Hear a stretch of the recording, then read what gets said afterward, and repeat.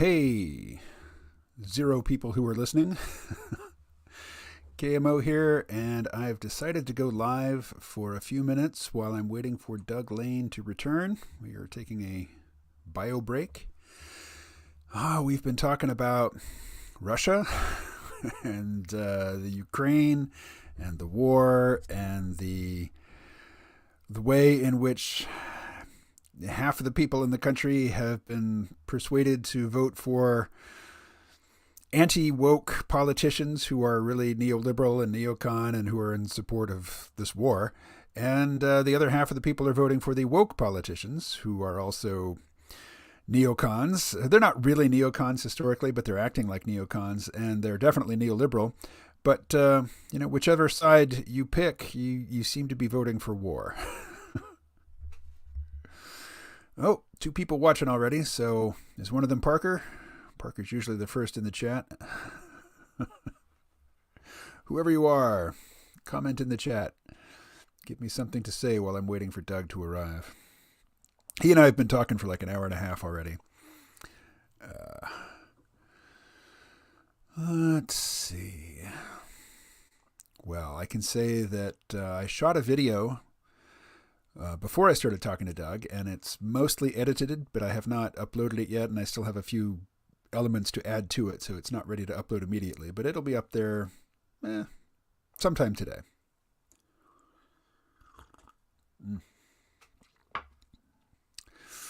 I was house sitting for a friend in New Mexico.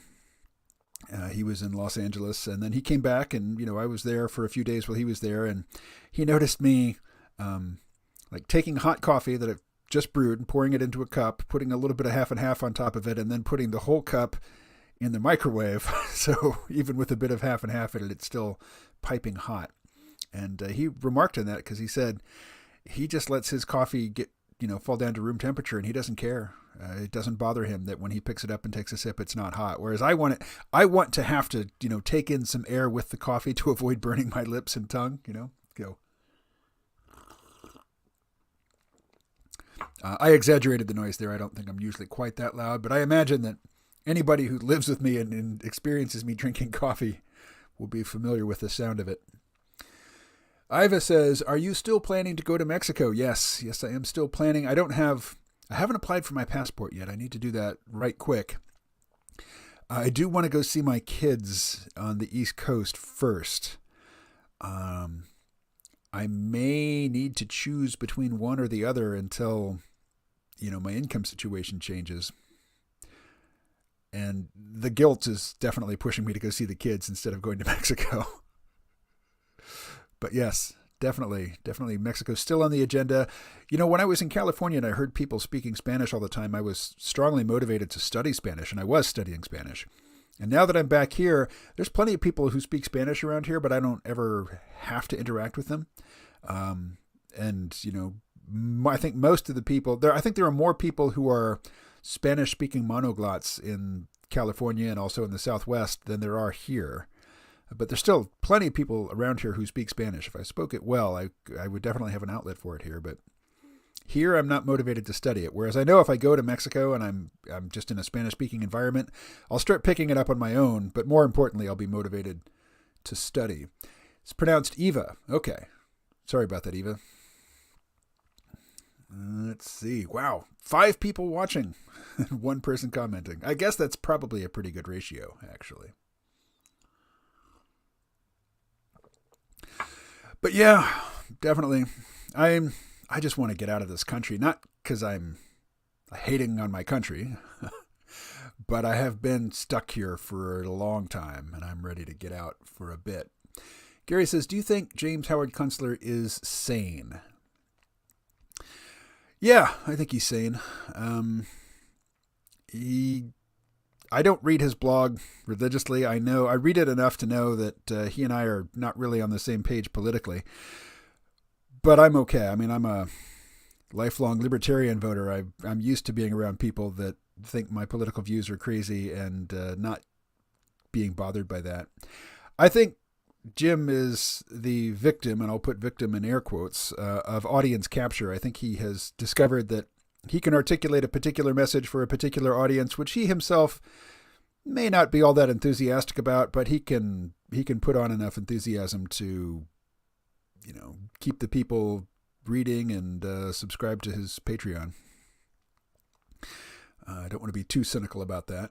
Let me check with Doug. He should have been back by now.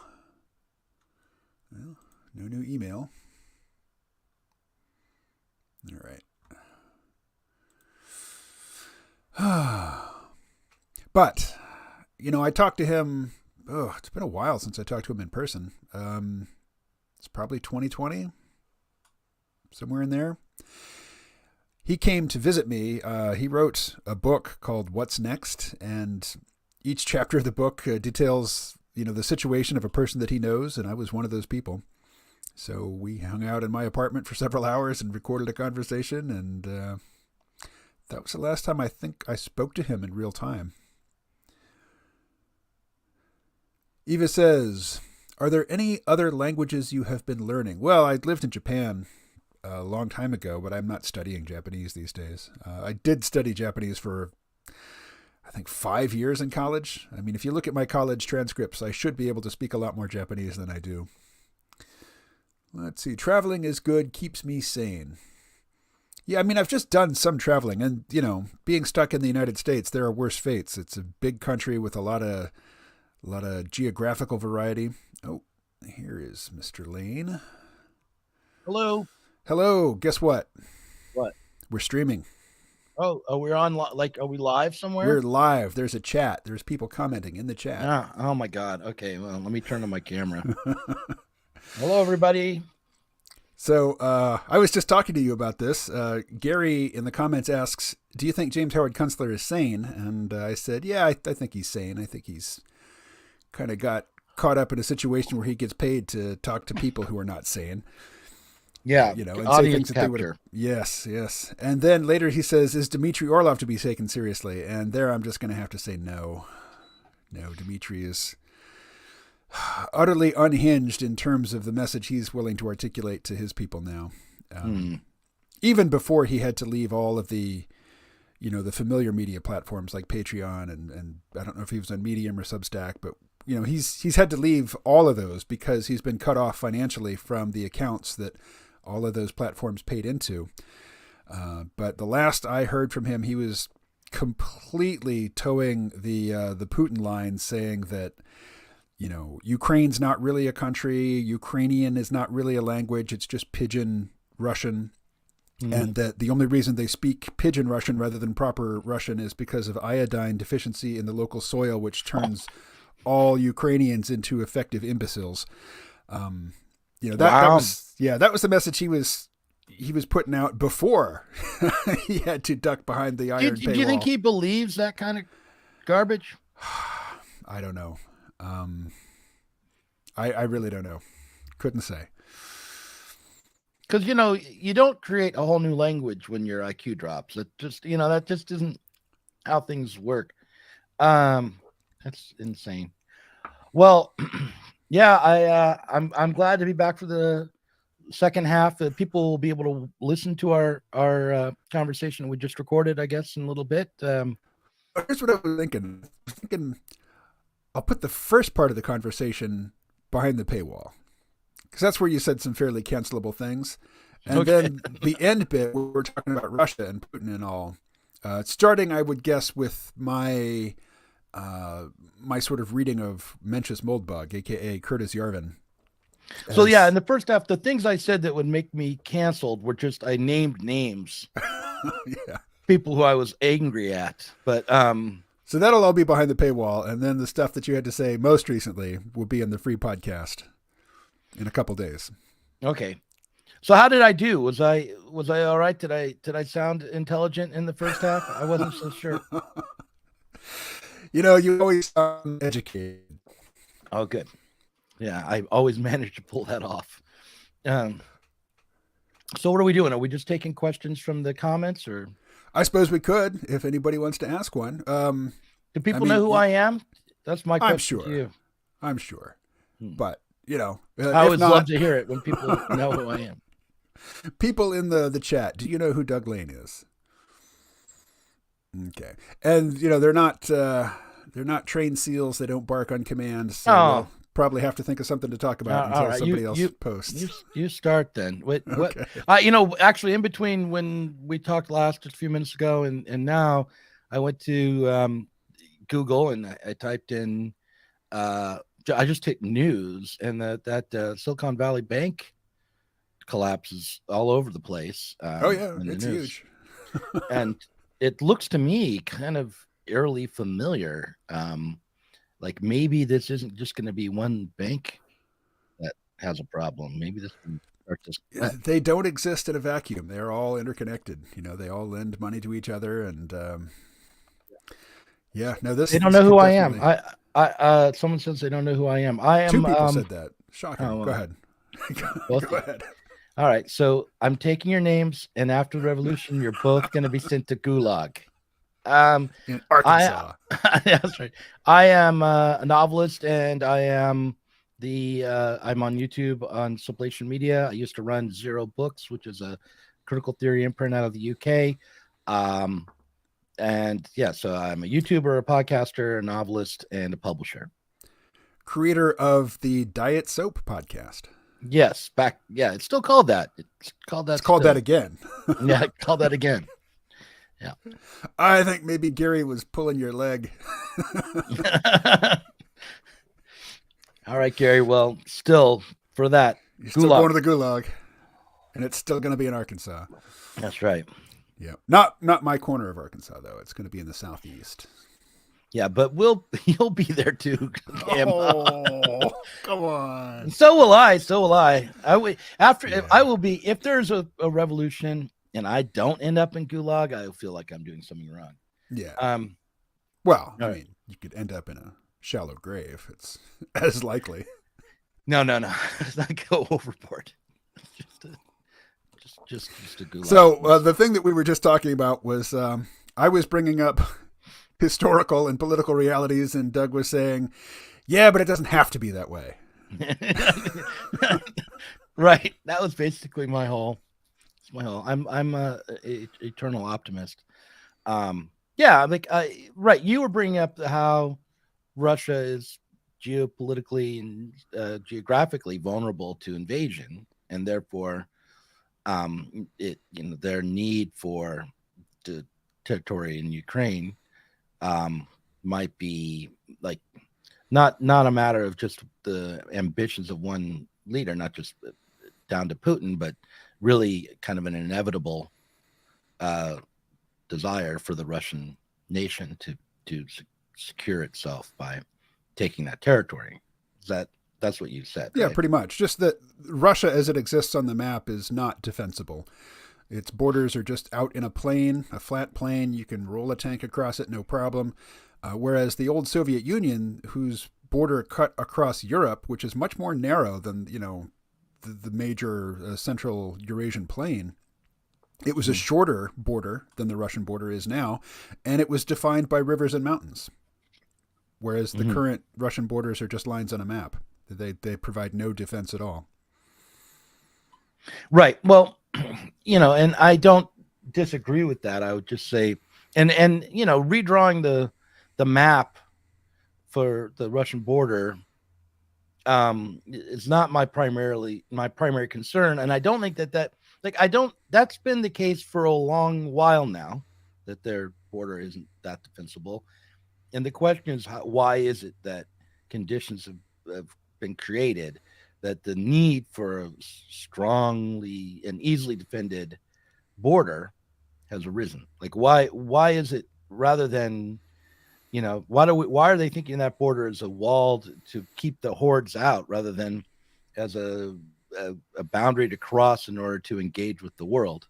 I mean, we don't talk about how defensible the French border is, right? Or we're not, they're, and then, the possibility of a war between nations in Europe is not completely gone. That could come back. No. But take away NATO, and there is no EU. It doesn't exist on its own. Right. But we want to get to a point. The aim is to get to a point where these nations aren't driven into conflict with each other through the, military conflict, but rather they participate together to improve and expand human possibility. I mean, that's the idea. That's what the old like capitalist idea is, that I pointed out before from the movie Network, that we're going to create a utopian world where all of our needs are met. And, there are no nations, there are no peoples. There's just AT&T, DuPont, and so on. Yeah, but there are nations, there are people, there are languages, there are religions. There are people who have a memory and hold grudges. Yeah, you're an old man, old. KMO, yeah. thinking in old-fashioned ways. Exactly. Since I've known better since the 1970s. That Ned Beatty, Gary Smith asks, "Is Peter Zion to be believed?" And I was channeling Zion when I was talking about the Russian demography and their borders as compared to the borders of the Soviet Union. He predicted that Russia would invade Ukraine before it invaded Ukraine, like a couple years before, in his book, I think it was The Absent Superpower. And so, he has done very well. That predictive hit has elevated his star. And in his most recent book, I think it's Disunited Nations. No, the most recent book is The End of the World is Just the Beginning, talking about the collapse of globalization. He makes a lot more very specific predictions for, a lot more different places. And I don't know that all of those are going to pan out the way the Ukraine one did. Probably not. But, he employs a staff of researchers. So he's not just pulling shit out of his ass. I mean, he has people who know a lot who are working for him, who are synthesizing this worldview, which he then articulates. And it's worth paying attention to. Is it to be believed with a capital B? No, that would be silly. But it's definitely worth taking into consideration. So he's talking about the end of the current geopolitical order, the globalism, right? He's basically talking about the end of the post-World War II Bretton Woods era of the U.S. is going to keep the high seas safe and passable for anybody who wants to engage in international trade. And in return, all you need to do is let us coordinate your defense against the Soviet Union. Well, the Soviet Union is gone. And Russia is not the Soviet Union. There is no plans to treat Russia like the Soviet Union. It is a petrostate. It has this historic penchant for invading its nearest neighbors, but it's not looking to take over the world. And we're not going to treat it like it is. And the amount of U.S. troops who are deployed on foreign soil has been in a decades-long downward march. Since the end of the Cold War, the war on terror didn't really change that. Invading Iraq and Afghanistan was just a little blip upward in a generally downward trend, which has continued since then. And we're not going back. We're not going back to a globalized world. We're going to withdraw, and there's going to be a sphere of American influence of, the United States, Canada, Japan, South Korea, Mexico, the Brits, if they want. They're demurring right now. They might not be a part of it. But, yeah, the U.S. is no longer going to try to contain the Soviet Union, which is a global project. There is no Soviet Union. It's gone. Those days are over. Yeah, but it's been a while since the Soviet Union was gone, and yet that global order continued afterwards. It was never really just about containing the Soviet Union. It absolutely was. If the United States if the U.S. as an empire behaved like previous empires would have done, it would not have made it easier for non-powerful states to engage in value-added production. The empire says, no, you provide labor and raw materials, we provide the value add and sell it back to you. That's the imperial project before the United States, but the United States didn't behave that way. The United States says everybody is free to trade with whomever they want, however they want. We're going to keep the high seas free from piracy, and we're going to make sure that nobody is picking off your ships. You don't have to have military escorts, for your right. But what you're saying, all of that. Yes, that is what it was about, but that isn't only then about containing the Soviet Union. It's about creating networks of trade and industrialization but the U.S. as the the guarantor of peace did not dictate who would trade with whom and in what. That was Right. left up to, the various nations to decide as they would, and that's not typically how empires behave. Right. But what I said, it wasn't only about containing the Soviet Union. Mm-hmm. I was exactly pointing to the way in which it was setting up, mutually beneficial networks of trade, industrialization, and so on. But but also that did change. The way that operated changed in the 80s and 90s. We moved from the Keynesian approach, the Fordist approach, to the neoliberal approach. So we deregulated and actually expanded the realm of globalization at that time, and got rid of some of the barriers to trade around that time, but at the same time to the advantage of the United States and the West generally.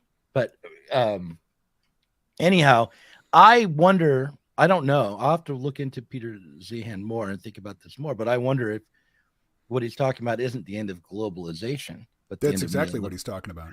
No, I'm saying his frame is wrong. Mm-hmm. I know he is talking about the end of globalization. He thinks he is.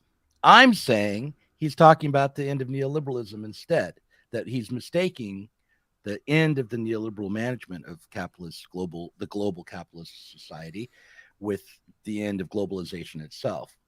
And that, so I wonder if what we're really looking at isn't the end of all this interaction between nations, but a redefinition of how that's done. And whether or not the U.S. will be at the top dog is certainly up in the air. But the 19th century was globalized. It's not like globalization is brand new after World War II. Yeah, but you didn't have crops picked in one country, sent to another country to be polished, and then sent to a third country to be made into sauce, and then sent to a fourth country, as sauce. You didn't have that. But you did have raw materials moved into areas where there'd be manufacture, and then moved into areas where there'd be industrial, production. Typically, that was just two locations, though. There was the place where you were getting the raw materials, and then there was the place where they were, a value add process was done on them. But it wasn't like it is now. I mean, saying that, it was like it is now is like saying, well, there's nothing new about the internet because we had computers before the internet and they sometimes spoke to each other. I'm not saying there's nothing new about it, but I'm saying the 19th century could be thought of and should be thought of as a global system of run through a global system of capitalism. Whether or not it, how much movement there is of material back and forth and how insane it is different now than it was then. But I believe there were regions of manufacture, cheap labor. There was regions of raw material, and regions of manufacture, of altering raw material, and then regions of industrialization, even in the 19th century. But I can double check that. Well, there certainly were. And, the United States became an empire before World War I. We became an empire when the Spanish surrendered to us in the Spanish-American War and said, okay, the Philippines, what's that big island just south of us? Cuba, Puerto Rico. This is all yours now. So suddenly the United States had foreign holdings, and we had to manage them. That makes us an empire. We weren't particularly enthusiastic about it or very good at it as far as empires went. We didn't get good at it until after World War II, when basically the British couldn't, maintain their empire anymore, and the U.S. was the only man left standing, and we took it over. But reorganized it significantly, so that it did create an internationally stable realm of trade that anybody except, the Soviets and their allies could participate in, which has never been the case before. It's just not how empires operated before. There was always some aspect of we're going to drain wealth from the periphery and bring it here to the center. Whereas if, in the American empire, you don't want to be an American citizen so much. I mean, if you have your choice of, where you're going to participate, much better to be an Australian citizen or a German citizen, or not so much anymore a British citizen, but, from one of the Nordic countries. They live much better than, the official subjects of the empire do. They've got health insurance and generous, living arrangements. And here we are, living a hard scrabble kind of dog-eat-dog existence with, really cutthroat competition between economic classes here in the United States. That's typically not the case. Typically the life of somebody living in a client state of the empire isn't better than somebody living in the empire proper. But the American empire does things differently, and it's a pretty good deal to be a member, to be a client state in the American empire. Yeah, well, in the 19th century, to go back to that, there was a question of, in the early 20th century, there was the question of imperialism was on the minds of the socialist left, right? There was a lot of debates about how to approach imperialism. And Kautsky, one of the first interpreters of Marx, and someone who really set up what orthodox Marxism was thought to be in the late 19th and early 20th century, was an advocate for what he called ultra imperialism, where the imperialism would be fully global and without any hindrance, and the proletarianization of the world would have fully taken place, meaning that we wouldn't have these pockets of subsistence farming and peasant life and so on.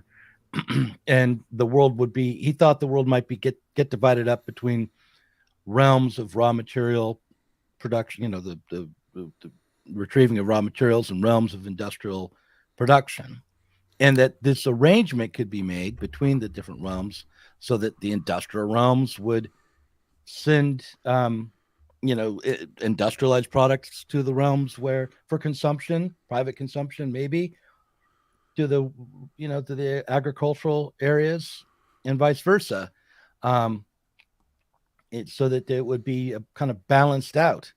But the idea of imperialism, the reason imperialism was a problem was because of the way it relied upon uneven development and on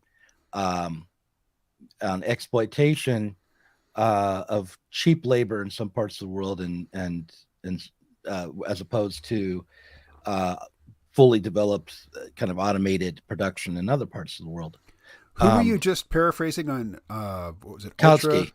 Karl Kautsky. He was it was a Czech Austrian philosopher, Marxist theorist. Kautsky or Ski? Kautsky. Kautsky. He was a Marxist. Yeah, Carl with a K. And he was the point is, like, the approach that we take towards the question of imperialism as people who want to get beyond it, alters. And there's a left-wing position that's like called ultra imperialist, where you try to aim at balancing out the productive capacities of the world to get them in some sort of harmonious balance. And the aim for Kautsky was to get to a point where there was a large enough working class that the world, the workers of the world, would be able to unite between these different imperialist nations and take over the whole apparatus of the imperialists and run things differently. I guess what I would say is we shouldn't be so quick to want to see the end of a globalized order, and we shouldn't expect that the globalized order that we have now could really end without massively detrimental consequences. We have systems set up now where we rely on different parts from around the world to, like, I don't know, I'm thinking about the radioactive waste we have buried around the United States and the way it has to be contained. And I speculate that there might be a need for parts and equipment from around the world in order to maintain just the safe, disposal of this radioactive material. The world is incredibly complicated right now, and if you break that up too much, the kinds of catastrophes that you can see, might dwarf what happened in Ohio. So. Let's address Gary's question here about balkanization. He writes, "Balkanization is here in the USA. What will be the fault lines? How many separations / new entities? Question mark. What do you think?" What do you think? I think the United States is Yeah, we have internal divisions, but I think they are easily survivable. I do not think the Yeah. United States is going to break up. I think uh, it might, the official configuration between the U.S., Canada, and Mexico might shift around a little bit so that the lines on the map might look a little different. But I think for the most part, the United States is what it's going to be for a good long time. Uh, who is it? Tim Pool. I don't take in a lot of his content, but every time I do, he's going on about, the incipient civil war, and I just don't see that as being at all plausible. The division between people is between town and country. Yeah. It's not between red states and blue states. Right.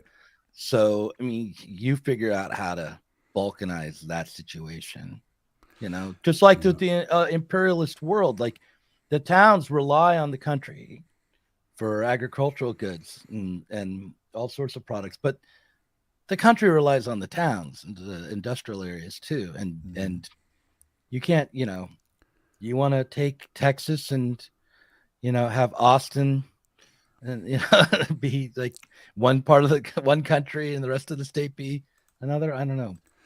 There's a book called Better Off Without Them. Let's see.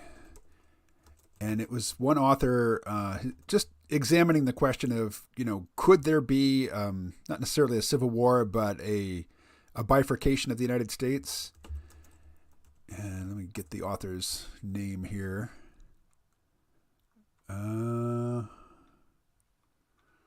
There's lots of books with similar titles, so I'm not going to find it in real time.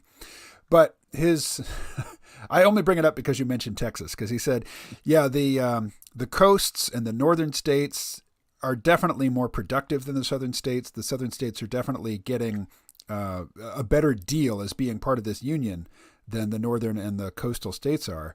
More money goes back to the southern states than they pay into the, in taxes to the federal government. Mm-hmm. But the exception is Texas. The union doesn't work without Texas. It's economically a dynamic place. There's a lot of oil there. There are oil refineries there. Lots of pipelines start there. And as much as you might dislike them politically and culturally, I chose the wrong state. I'll admit it. Well, my point wasn't to cast stones on the red regions of the map, but just to point out that it's more of a purple map everywhere than it is. Yeah, I take your point. I mean, the difference is in opportunity and reward for people who can, find a way to exist in an urban area. It tends to be very expensive, but it also, that's where the big rewards are, versus the countryside, which is, where I am now. And there's, the big employer in town is the Tyson chicken plant, and only the management is white. Everybody who's actually working the factory floor there is some version of Central American. And then, the other big employer is Walmart. But for the most part, there's not a lot of economic dynamism right here in the country. But you can drive 90 minutes to the west and suddenly you're in Bentonville, which is where the, Walmart headquarters, their global corporate headquarters is there. And things are very different over there. There are jobs. And strangely, I don't spend much time over there, but I'm told that it's quite woke. I'm sure it is. Yeah. I mean, you go to any major city in any state in America, it will be woke. Yeah. That's just standard. I find it I'm in Portland, Oregon. It's awful here. It's a special case. My girlfriend's neighbor has a Ukrainian flag in his front yard. Mm-hmm. I just, it used to be a rainbow flag. Now it's a Ukrainian flag. Yeah, a lot more colors in that rainbow flag. The Ukrainian flag's pretty boring. Well, I'll tell you what bothers me about it is that, I can understand the rainbow flag is a sign of freedom and progress. People of all different kinds of people and the sexual orientation should all have civil rights and be free to live the lives they want. And we should celebrate that. Flying the Ukrainian flag right now says, I love being on the edge of nuclear Armageddon. I don't care what the consequences are of any given, proxy war. And I just feel that supporting the the Ukrainians is somehow aligned with the Democratic Party, just as the rainbow flag. It just gives lie to the whole thing. The whole charade falls to pieces. You fly that Ukrainian flag like it's some sort of gesture of progress. So Mushroom Mike says all empires fall eventually. What about the constitutional republic dream? It has barely ever existed. We should revisit and support an updated version. The very different crowd you have came on. Well, look at the one below that. What's wrong with woke in Portland? Yeah, okay, it's a good mix. Well, I said what was wrong with it. Well, I think that we need to protect the Constitution. We should have a constitutional republic. I'd like to know why he thinks that dream hasn't ever been realized, but I thought it that the institution, the signing of the Constitution was the beginning of the constitutional republic of the United States. I think that we obviously can't just base our politics today on what the founders thought back in the 18th century. What was their position on cryptography and quantum computing again? Right. But the Bill of Rights certainly needs to be taken up and taken seriously, and it isn't being taken seriously right now. But I'd like to know more about what he thinks the constitutional republic dream is, and I suspect it has to do with shrinking the government's intervention in life and letting people be free to build the lives they want in exchange in a free market. That would be my guess. Mm-hmm. So somebody asked me earlier if I still plan to go to Mexico. This is before I think you came on the line, and it is Mike, who goes by Godek here in these comments, who would be my host. So yeah, I plan to go and hang out with Mike in Mexico for a bit later this year. And when I say for a bit, I mean a couple months. I mean, I don't think it's true that there's total corruption in America right now. No, there's after not. all, the reason why I know about the Twitter files is because there was a congressional hearing about it. And, I mean, I read some of the Twitter files before, but I watched that 2.5 hour congressional hearing and was outraged as I watched it go. And there's two parties and they're at war with each other. And through that, I get little bits of information that are actually of interest to me. So the Republicans happen to decide, well, let's be critical of the government. Let's take a look at what the security apparatus is doing. Seems to be, since they're out of power, it's in their interest to do that kind of thing. And God bless them for now for doing that. So I don't think it's totally corrupt, the American government. It's just getting pretty close. All right. So Jason says Taibbi, as in Matt Taibbi, trashed his entire legacy. Wow. Oh, God. What do you think, Doug? Well, I mean, I guess if you think his legacy was, he had a great legacy as a servant to the Democratic Party, maybe. But otherwise, no. What's being trashed right now are the progressive leftists who can't understand the significance of the revelations from the Twitter files, and who are more concerned about what does Democrats in Congress some good rather than what general everyday people, what the American people need in order to be free and able to organize politically. We can't talk to one another online without the FBI censoring us. Then we aren't going to be able to organize for a socialist future. And no Democrat's going to help us get to a better society where workers aren't exploited. That's just not going to happen. So if you believe in, socialism, you have to think Taibbi's doing us a service. If you believe in Democrats forever and smashing Republicans so that the state will just have one party and there won't be divided against itself, we won't get hearings like the ones we just saw. Well, then sure, Taibbi discredited himself. He's not down with one party rule and Democrats forever. So Mike says two parties against each other. Don't buy that one, but okay. So what do you think? I mean, I agree that the Democrats and Republicans agree on with one another on far more things than they disagree.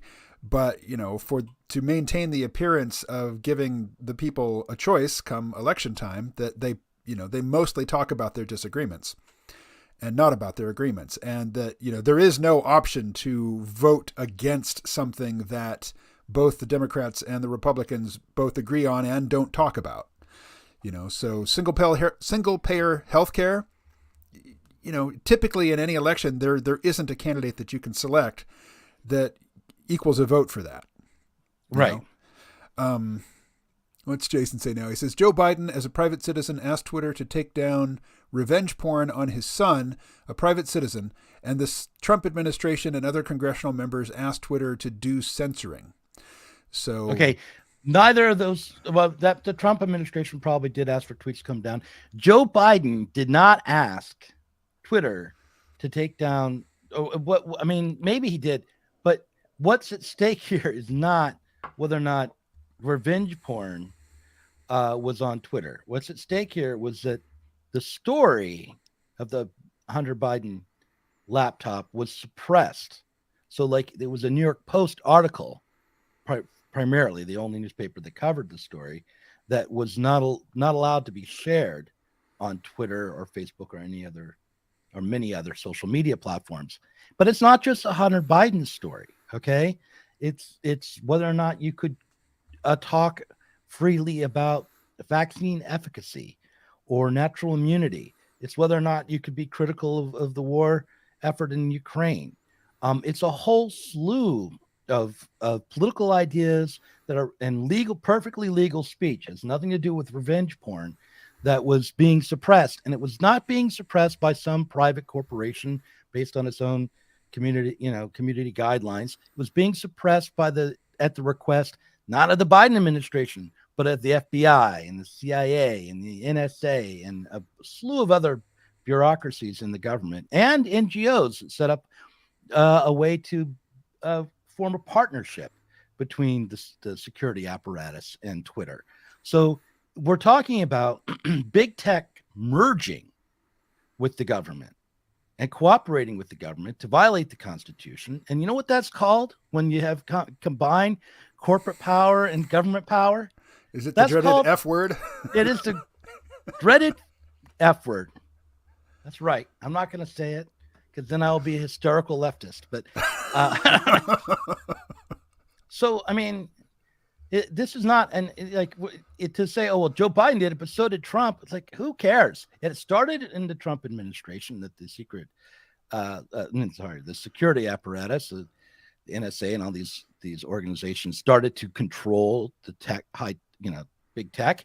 It actually started before that.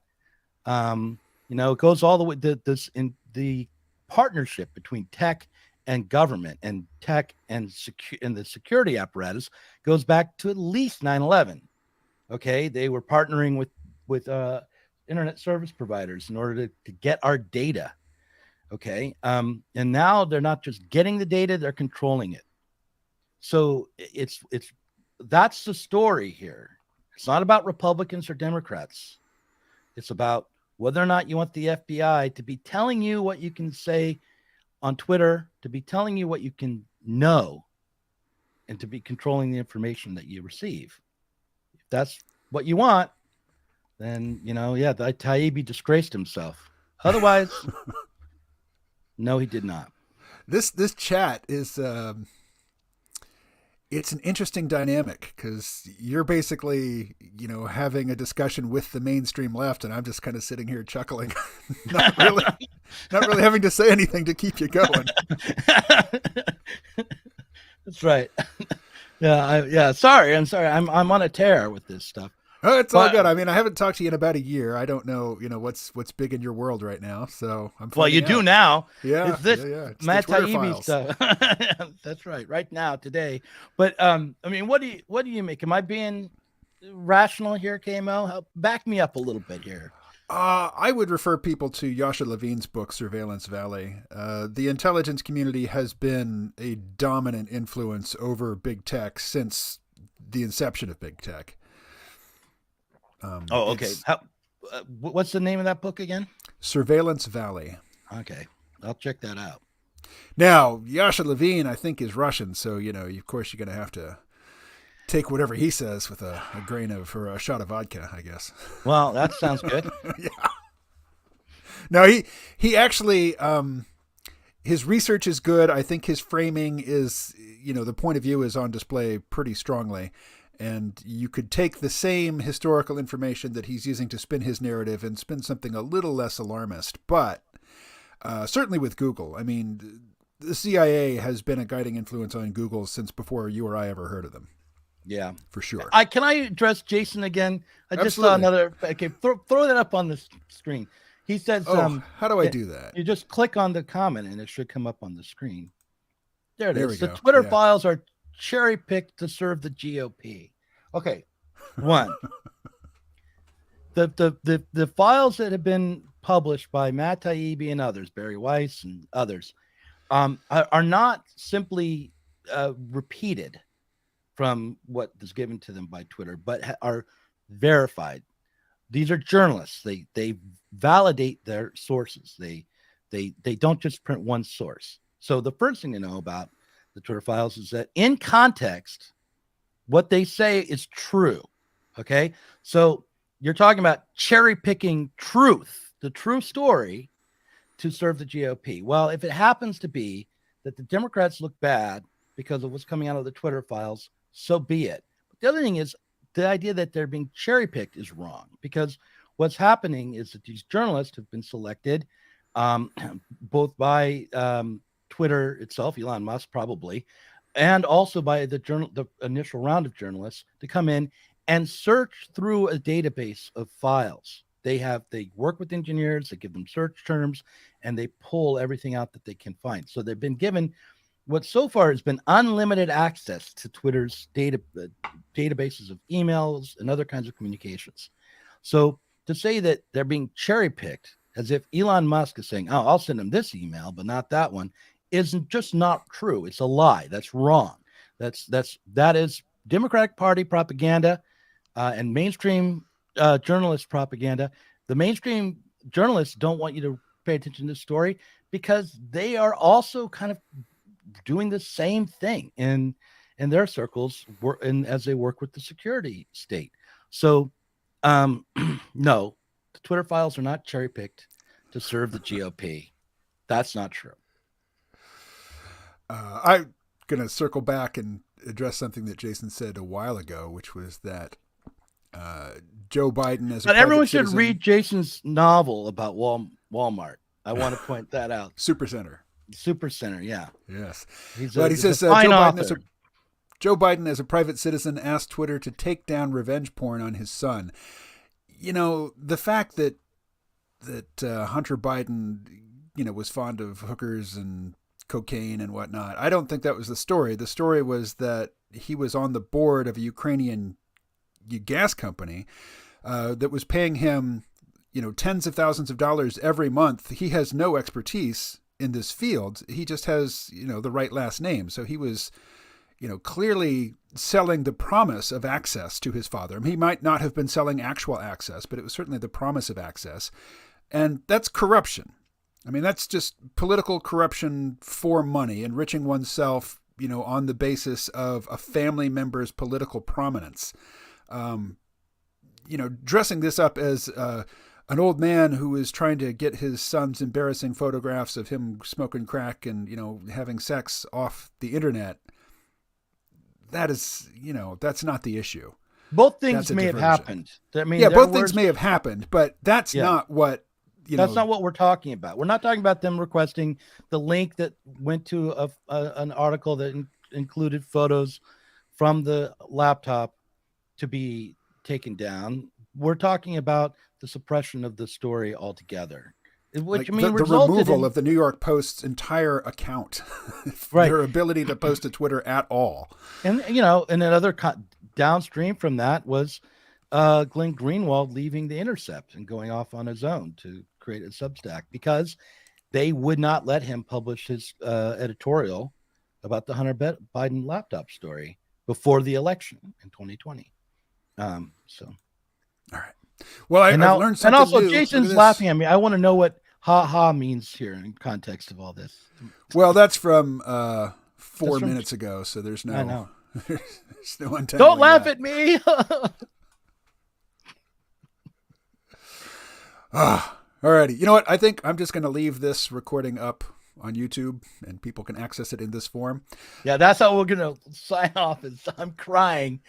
Doug's crying, and I'm thinking about where am I going to package this? How am I going to package this? Jason says, "Here, I'll use my new trick. There it is. I'm just happy to hear my book being plugged." Yeah. Yeah. Throw a link up to his book.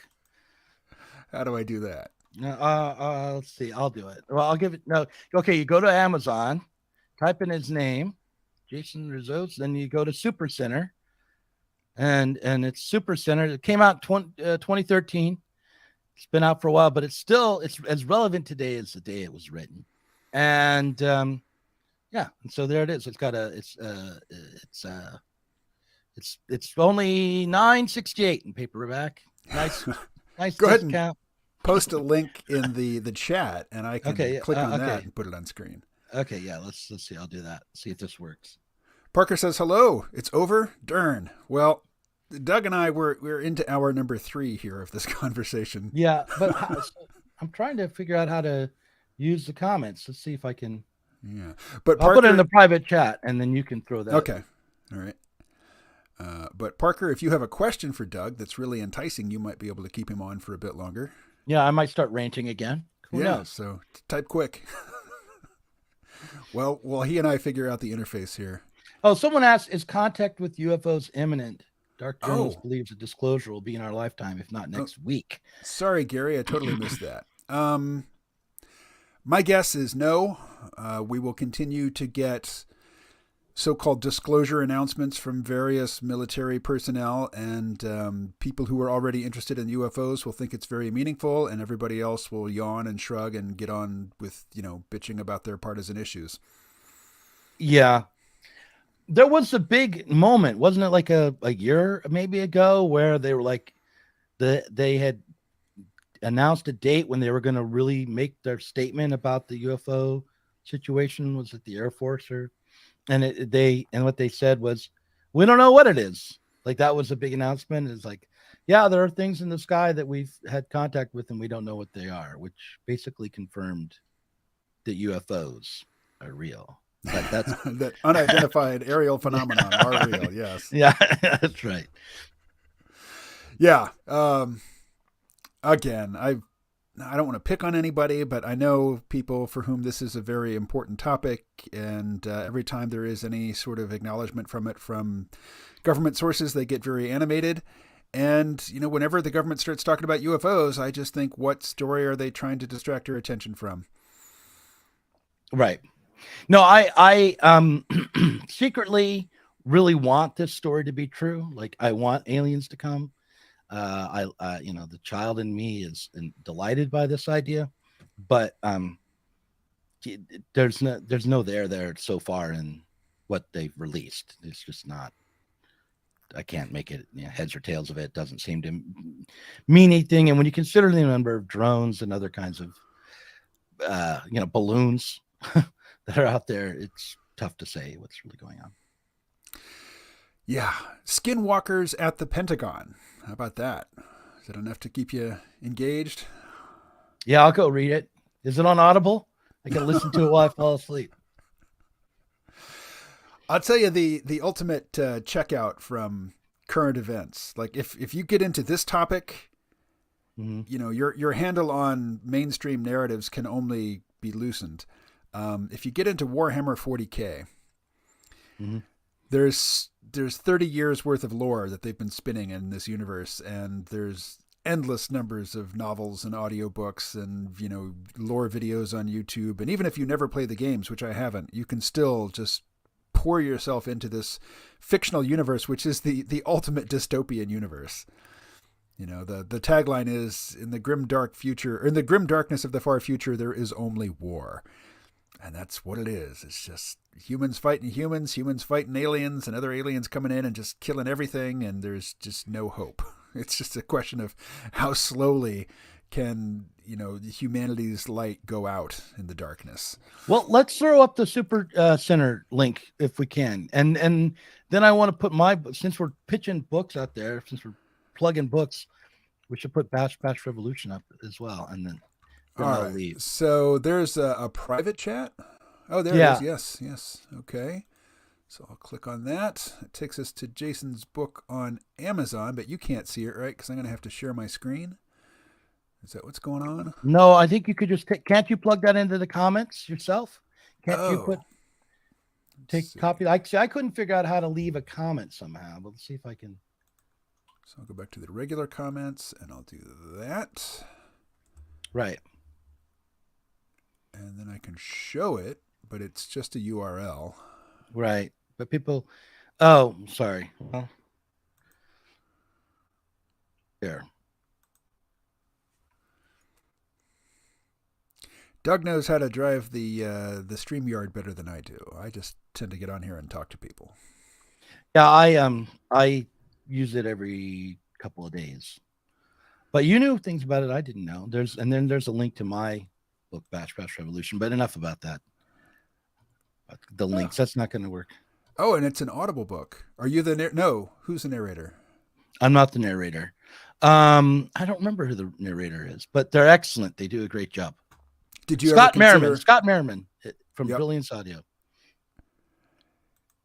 And I have too many tabs open. That's one of the problems of having StreamYard be in a browser tab. I've got a million browser tabs.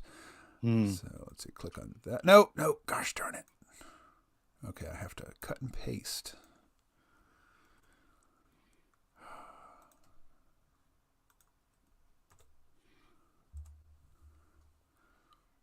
All right.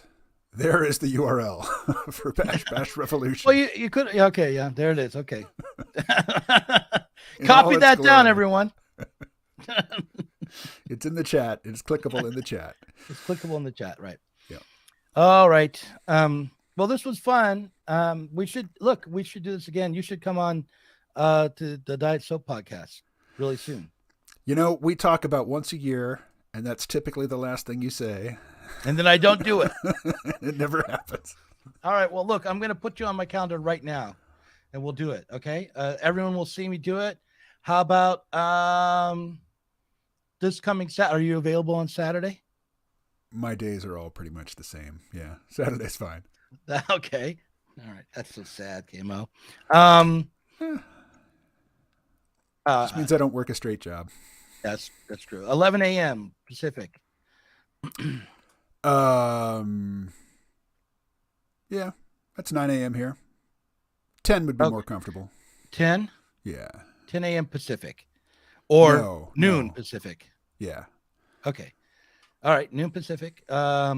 Saturday the 18th, I will record, and then I'll put it out shortly after because I enjoyed this a lot. So, you know why? That's why I always say that, and then I get caught up in must have Marxist on.